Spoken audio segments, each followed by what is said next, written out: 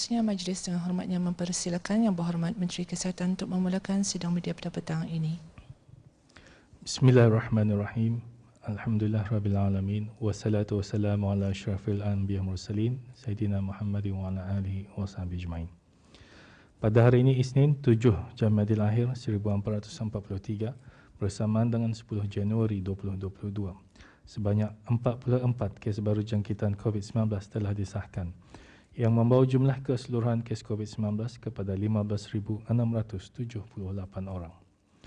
Daripada jumlah tersebut, 14 adalah kes tempatan, manakala 30 adalah kes import.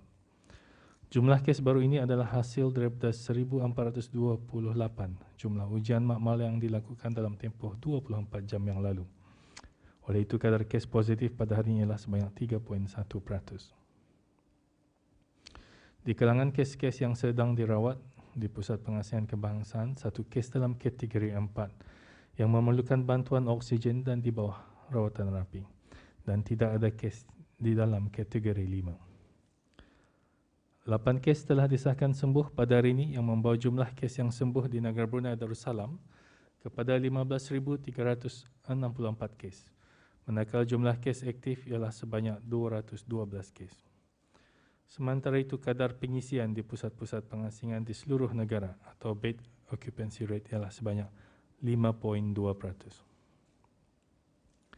Sehingga kemarin 9 Januari 2022, pencapaian program vaksinasi kebangsaan adalah seperti berikut.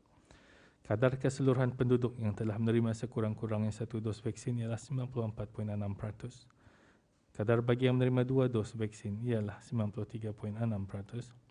Manakala kadar bagi yang telah menerima 3 dos ialah 28.2%. Seterusnya, untuk memberikan gambaran yang lebih jelas mengenai keberadaan kes-kes positif yang dikesan di negara ini, Kementerian Kesihatan ingin mengongsikan sedikit hasil penelitian yang telah dijalankan. Sebagaimana yang tertera di skrin sekarang, di antara 1 Januari hingga 8 Januari 2022, alhamdulillah tidak ada mukim mempunyai lebih daripada 40 kes, di mana 17 mukim ataupun 43.6% mempunyai jumlah kes di antara 1 ke 40 kes, dan 22 mukim atau 56.4% mempunyai kes sifar. Bagi sekatan pergerakan yang dijalankan dari jam 10 malam semalam hingga 4 pagi tadi, sebanyak 8 pelanggaran arahan telah dikeluarkan tanda kompaun di seluruh negara, di mana kesemuanya adalah pelanggaran arahan untuk berada di rumah.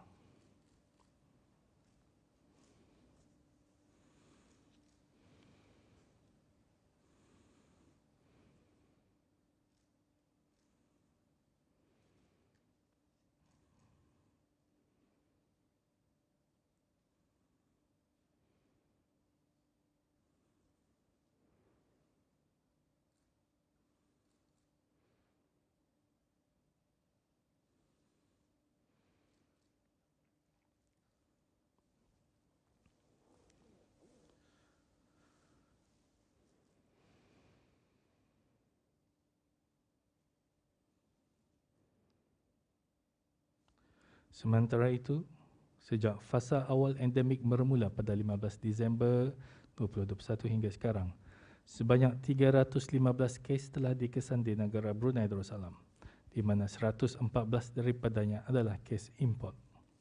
Rajah yang tertera di skrin sekarang menunjukkan negara-negara dari mana kes-kes input tersebut telah tiba.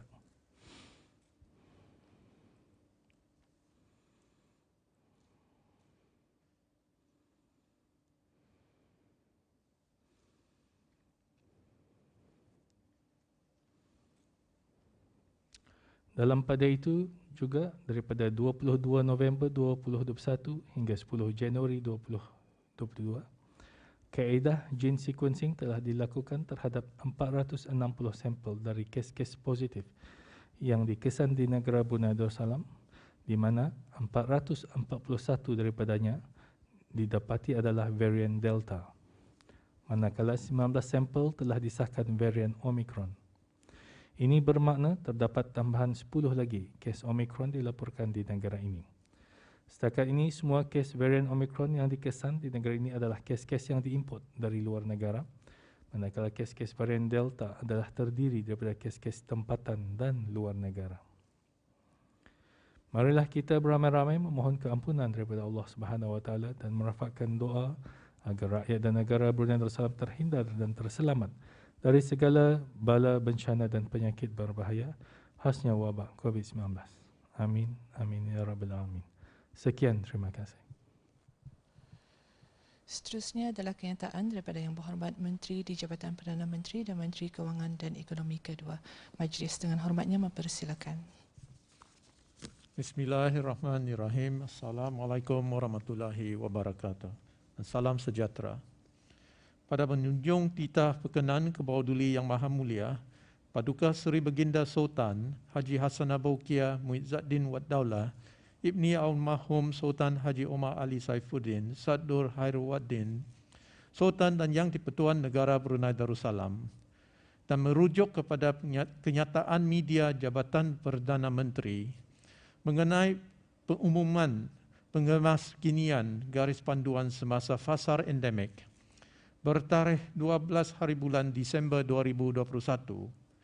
Jawatan Kuasa Pandu COVID-19 dengan ini memaklumkan bahawa fasa awal endemik ataupun early endemic phase di bawah rangka kerja Plan Pemulihan Kebangsaan COVID-19 akan dilanjutkan selama 1 bulan lagi, bermula hari Sabtu 15 hari bulan Januari 2022 sehingga hari Isnin 14 hari bulan Februari 2022.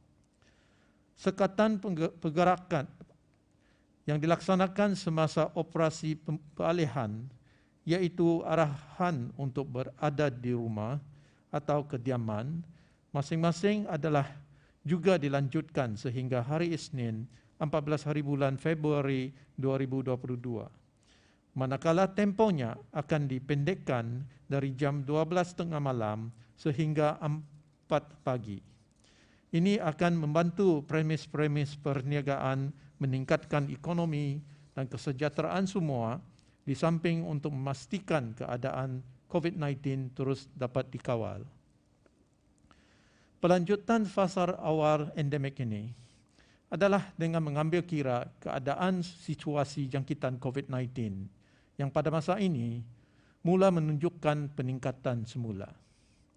Oleh itu, pihak Kerajaan ke bawah duli Yang Maha Mulia, Paduka Seri Baginda Sultan dan Yang di-Pertuan Negara Brunei Darussalam akan terus membuat pemantauan terhadap penularan jangkitan serta akan melakukan sedaya upaya bagi memastikan langkah-langkah yang bersesuaian dibuat bagi keselamatan rakyat dan penduduk negara ini. Selain itu, pelanjutan ini juga memberikan masa kepada pihak kerajaan untuk memastikan kes-kes jangkitan serta kadar bed occupancy di pusat-pusat pengasingan adalah kekal rendah.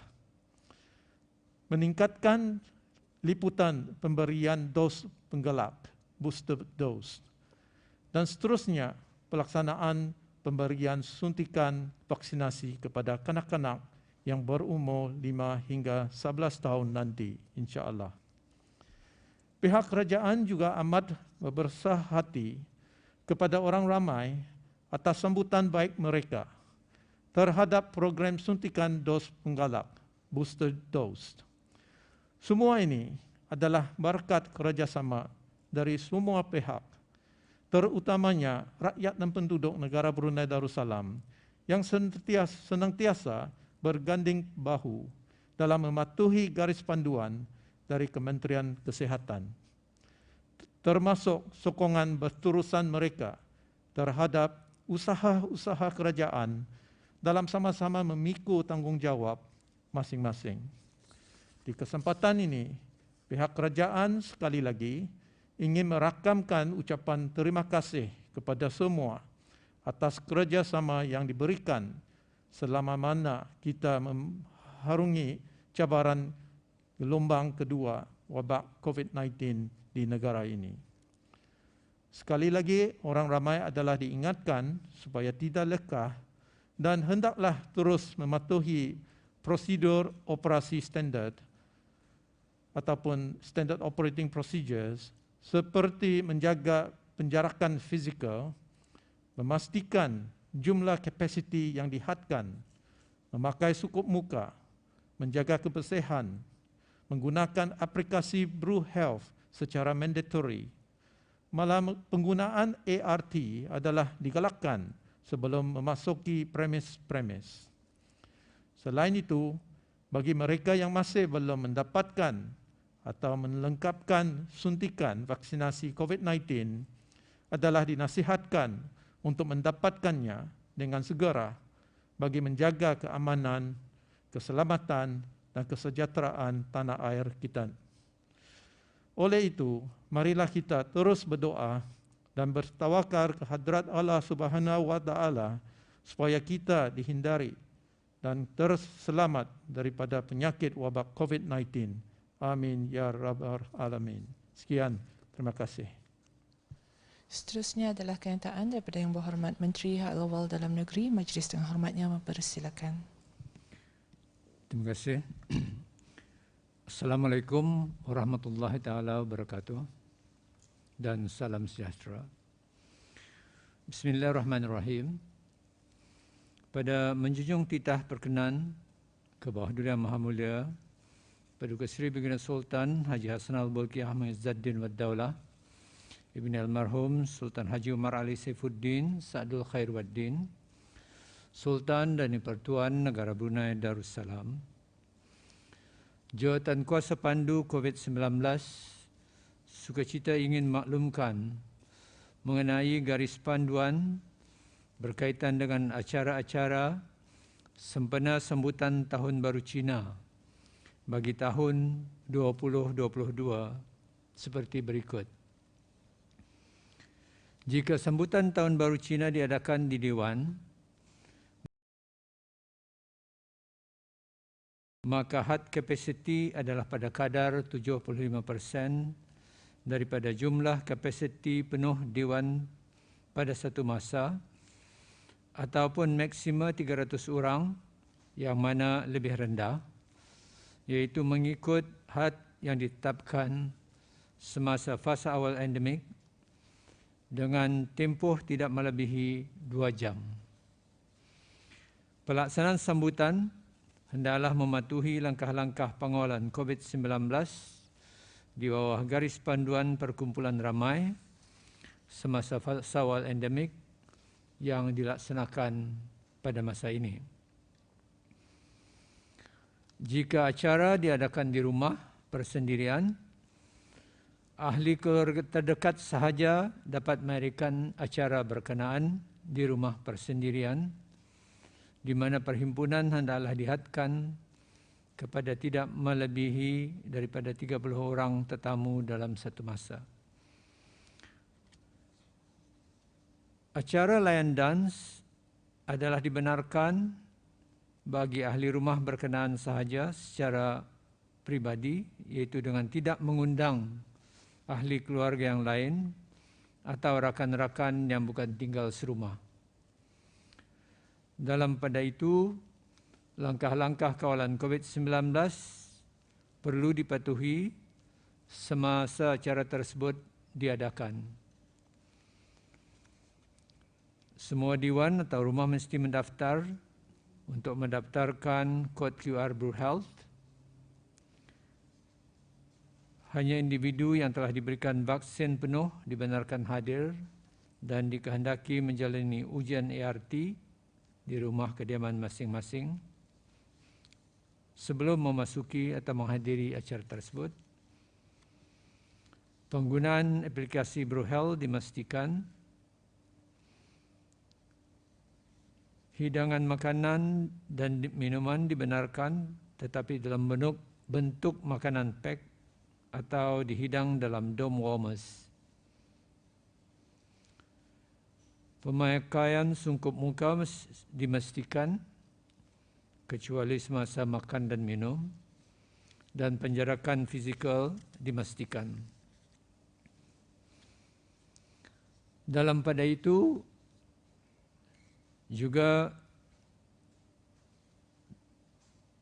dikongsikan beberapa garis panduan khusus bagi line dance yang boleh diadakan di pekarangan kawasan rumah-rumah kediaman ahli-ahli jawatan kuasa pengelola sekolah, penasihat-penasihat dan orang-orang tertentu dalam masyarakat Tionghoa. 2 di kawasan tokong-tokong atau tepikong, di dewan-dewan sekolah atau dewan-dewan tertutup termasuk dewan persatuan. Acara line dance adalah tidak dibenarkan di tempat-tempat awam seperti hotel, restoran, kedai dan gedung perniagaan. Bagi acara line dance yang diadakan di tokong-tokong, dewan-dewan sekolah atau dewan tertutup, ianya boleh diadakan dengan berpandukan kepada garis panduan bagi gereja dan tokong semasa fasa awal endemik, iaitu had 75% daripada jumlah kapasiti tokong-tokong atau tepikong, dewan-dewan sekolah dan dewan-dewan tertutup berkenaan. Sebarang maklumat lanjut atau pertanyaan, orang ramai bolehlah menghubungi ke pihak Kementerian Hari Awal Dalam Negeri, Bahagian Pengawalan Hiburan Awam dan Penerbitan melalui talian 222-3225 ataupun email kepada laman sesawang hiburan.awam@moha.gov.dn. Sekian, terima kasih. Terima kasih Yang Berhormat Pehin, Yang Berhormat Datuk. Dan ini sesi sidang dibukakan soalan-soalan daripada pihak media. Sila perkenalkan diri dan agensi anda sebelum mengajukan soalan. Terima kasih.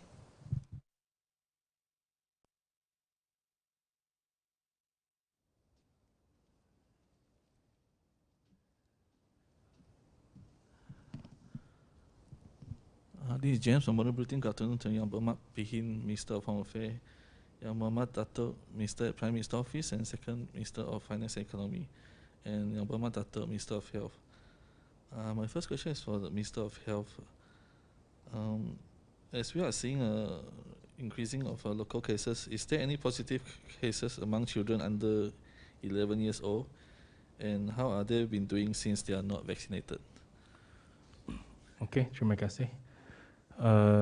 Seperti yang saya terangkan tadi, sejak 15 Disember 315 kes dikesan di negara ini, yang mana 114 saja import, so selainnya daripada local community. Jadi dalam masa ini masih ada 32 kanak-kanak yang berumur 11 tahun ke bawah yang dijangkiti COVID-19. Walaupun hampir kesemuanya dalam kategori 1, cuma 3 orang dalam kategori 2A masa ni lah. Last week there's a viral message of a student who got tested positive. Is there any information on this? Okay, I think last week kali jadi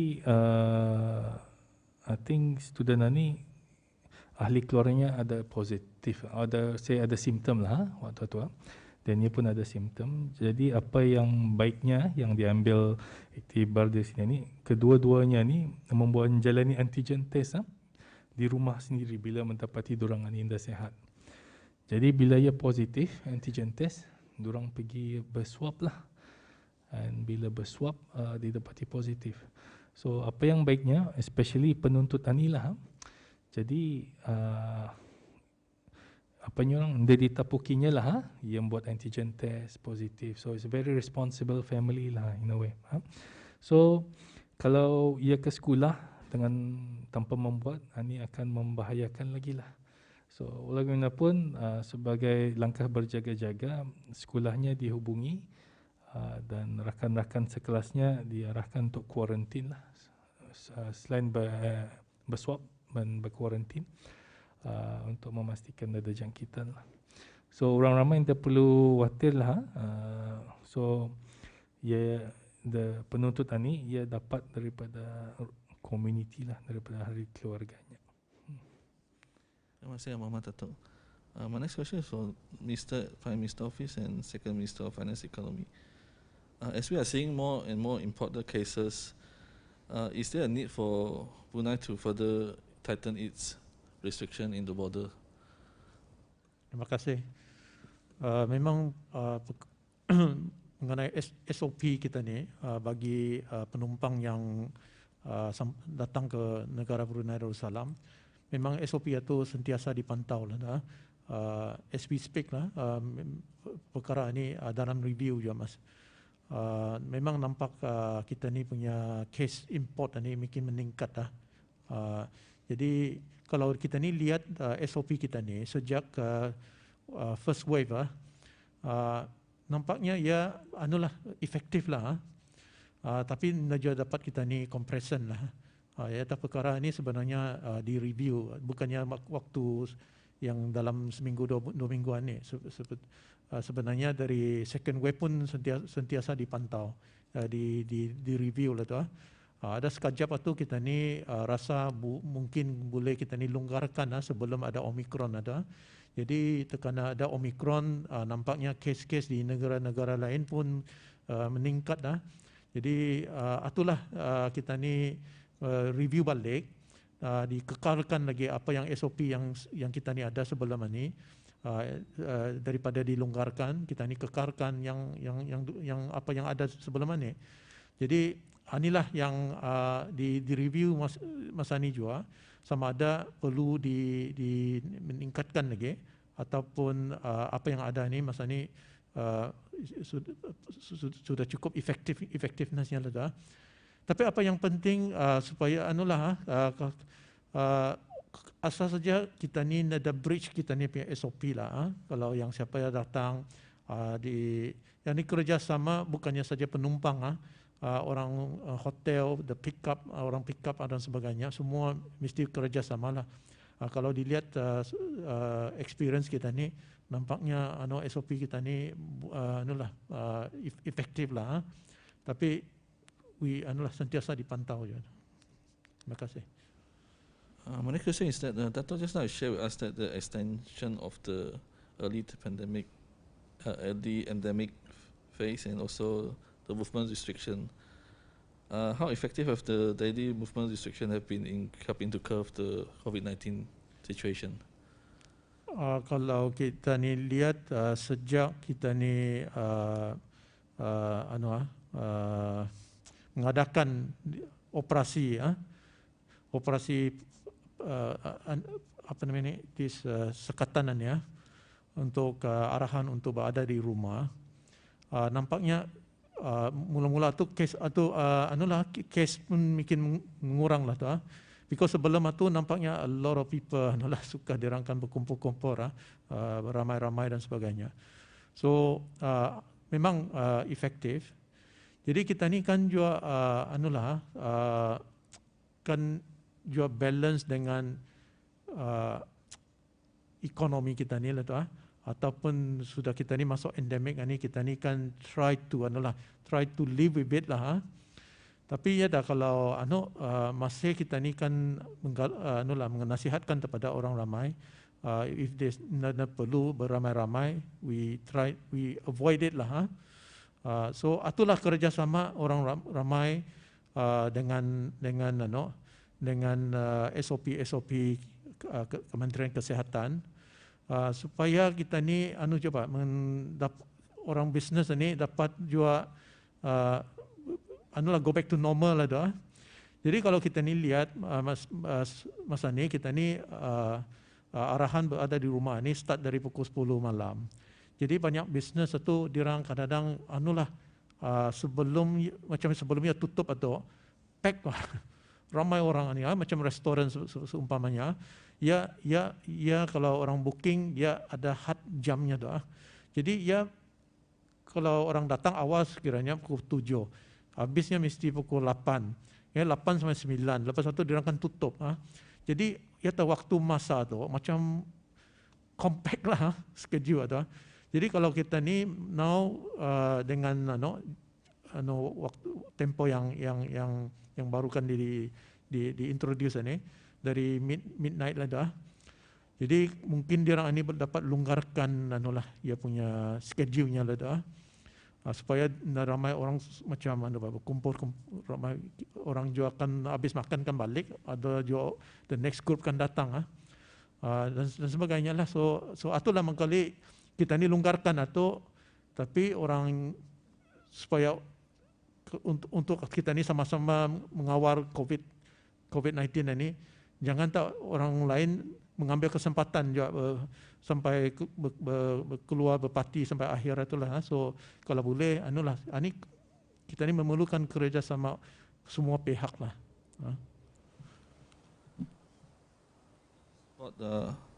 In the third quarter of 2021, when Brunei Darussalam was hit by second wave of COVID-19, the country gross domestic product growth rate has declined 2.2% year on year. This is due to a decrease in oil and gas sector by 5.3%. However, there's a recorded increase in 1% for the non-oil and gas sector. Can Dato' elaborate on this increase in the private sector despite the challenges faced by COVID-19?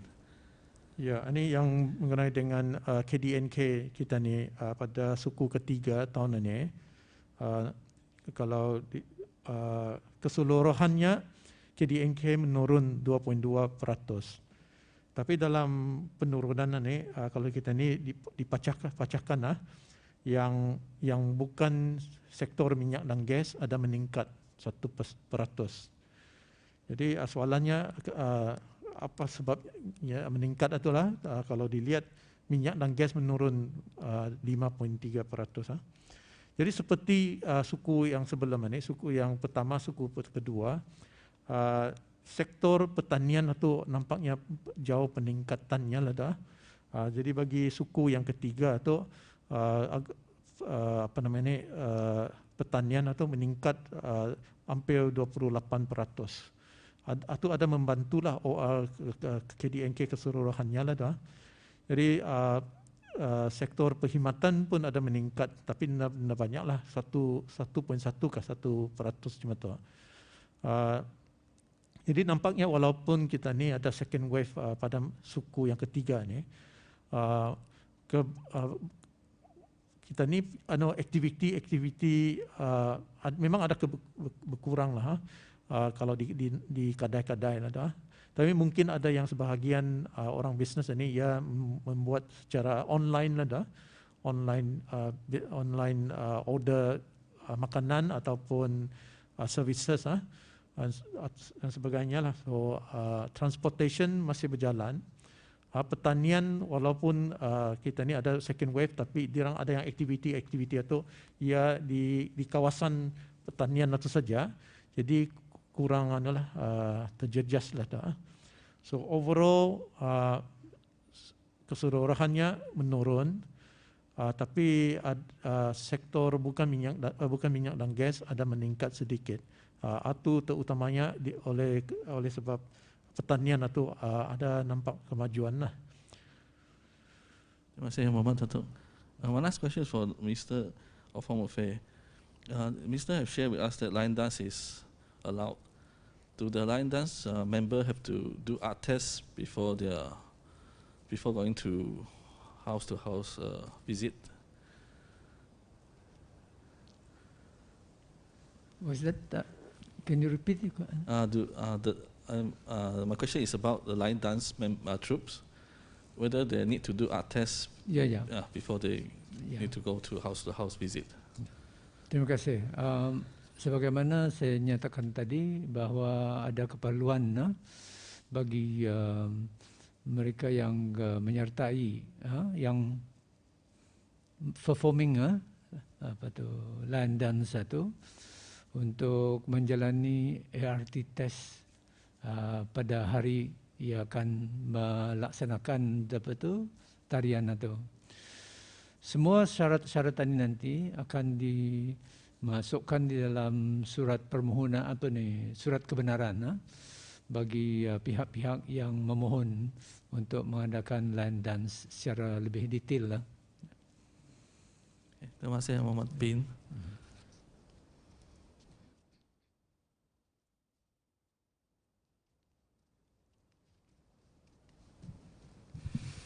Selamat petang Yang Berhormat Yang Berhormat Menteri. Kalau saya analisa dari Bernayan, di sini ada dua soalan untuk Yang Berhormat Menteri di Jabatan Perdana Menteri dan Menteri Kewangan dan Ekonomi kedua.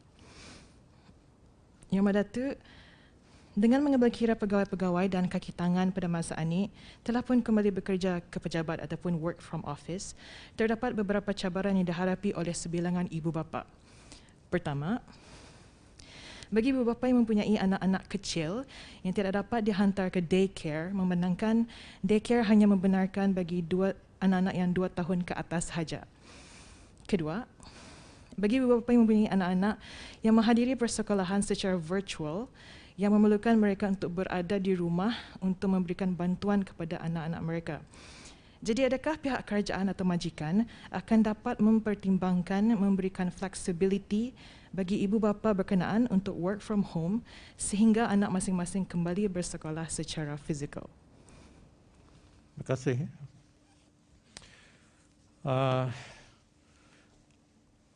Ini tertakluk kepada operasi masing-masing di mana kementerian ataupun di sektor swasta. Anda dapat kita ni bagi direktif secara general saja kepada semua. Jadi pada masa ni kita ni early endemic phase ya, fasa endemik awalan ni masih dilanjutkan lagi sebulan. Maksudnya kita ni membenarkan saja 75% saja dapat hadir ke office, work from office. Tertakluk kepada size premis masing-masing. Jadi ada ini maksudnya mungkin ada yang sebahagian dapat semua 100% pekerja datang balik ke office. Jadi bagi mana-mana pejabat ataupun sektor swasta itu membuat pertimbangan supaya kalau ada yang sebahagian pekerja masih dapat semua datang balik ke office, dapat work from home lah. Jadi yang bagi keutamaan kepada ibu bapa memerlukan menjaga kanak damit lah. Atau tertakluk kepada operasi masing-masing pejabat ataupun sektor swasta.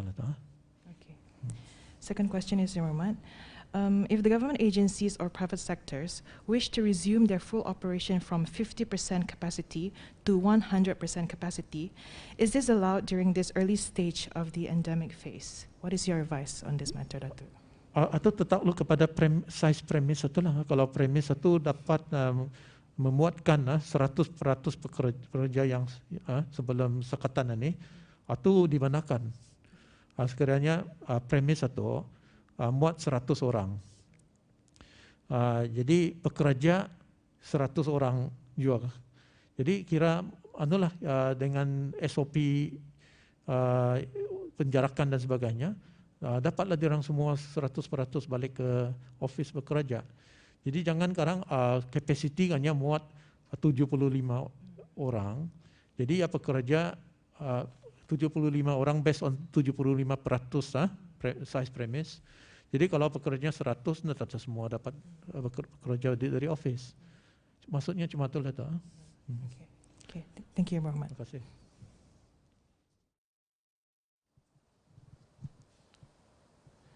Terima kasih atas soalan-soalan yang diajukan dan terima kasih juga kepada Yang Berhormat Menteri atas penjelasan yang diberikan. Dan ini kita tutup sidang media pada petang ini dan sekali lagi mengucapkan ribuan terima kasih kepada semua dan rakan media yang hadir. Sekian wabillahi taufiq wal hidayah. Wassalamualaikum warahmatullahi wabarakatuh.